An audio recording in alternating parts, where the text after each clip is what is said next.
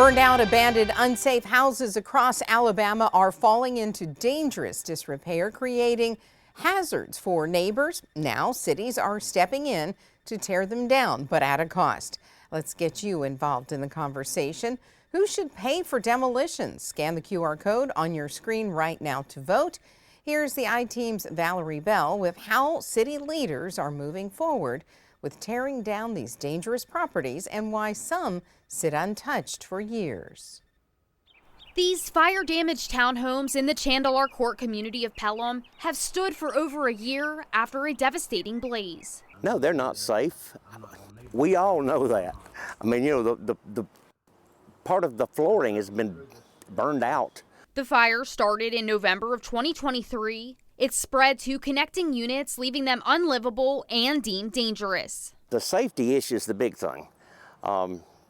People want to come in and want to look. The city of Pelham is now taking action and may cover the cost of demolition itself. I give them credit for trying. I just wish they'd tried a little harder, a little quicker. Because these properties sit in a floodplain, rebuilding must meet certain requirements. We have to be very careful that when we're looking at structures that are substantially damaged and have repetitive losses that are in our floodplain, there's lots of regulations that we have to adhere to. City officials discussed the issue during a council meeting February 3rd.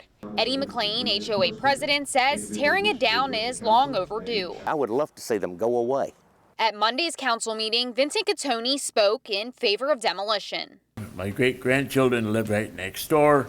They play in that area constantly, ride their bikes in that area, and I'm concerned that something dangerous is going to happen. City leaders remain committed to addressing the concerns, but the process takes time. Obviously, we've worked through some legal parameters and things of that nature, but that is, as you mentioned, be forthcoming for another public hearing. I hope so. Yes, sir. Pelham isn't alone in dealing with hazardous abandoned properties.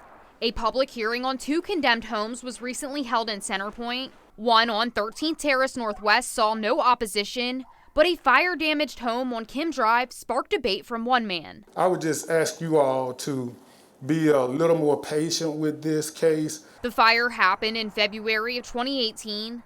A woman died from her injuries after being rescued from the burning house. You guys can go ahead and demolish that property if you want to, but it causes a liability for you. The city's not going to be liable in a court case by exercising its statutory authority. City leaders voted to move forward with demolition. We've probably going on 6 to 8 years where we've held off on doing anything because of litigation. Centerpoint Mayor Bobby Scott says with the lawsuit dismissed, the city must act. It's not only a nuisance and dangerous structure, it's becoming a hazard to the community that it is in. A property just a few blocks down, also stirring up conversation. This particular house is owned by the city. You can see the windows have been boarded up. And if you take a look up there, you can see more damage. The mayor tells me this house fell into disrepair after a tree fell on the roof. It's just basically sitting there collecting mildew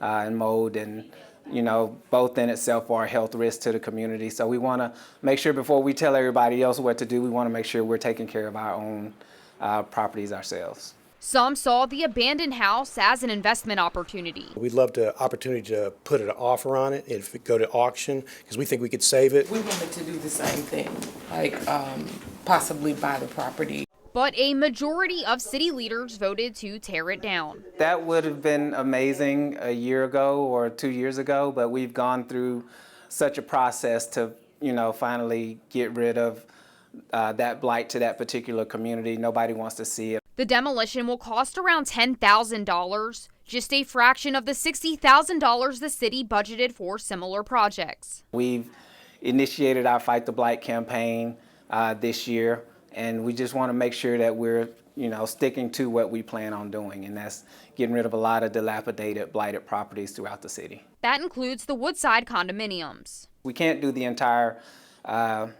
complex as one because it would just be really, really expensive. So we are focusing on 2 units at a time. Birmingham is also working to clear out condemned structures, with demolitions appearing regularly on city council agendas. The city has a budget of $1.5 million for the effort, and costs vary, averaging around $7,000 per home. No one who has invested in communities like to see houses torn down and destroyed, because there's a lot of history in it. There's a lot of memories in it. You lose neighbors and that type of thing, but it becomes necessary because they become a blight. And I think the city has to take some action to clean up the blight. City contractors demolished 14 structures in January, while the Department of Public Works took down 4 more. Since 2017, more than 2,300 properties have been demolished throughout Birmingham neighborhoods. I don't think they can do anything differently. Once a house becomes unrepairable and nobody's investing in it, it's just a blight, and the blight needs to be removed. Valerie Bell, ABC 3340 News. In Birmingham, demolition contractors are given 20 houses at a time. City contractors are chosen based on the lowest reasonable and responsible bid. Now let's go back to our poll question. We asked you who should pay for those demolitions. You can see about half of those voting say the property owners should be the ones paying, and case-by-case basis, about 20%. You can still vote, though. Just scan the QR code on your screen right now to share your thoughts.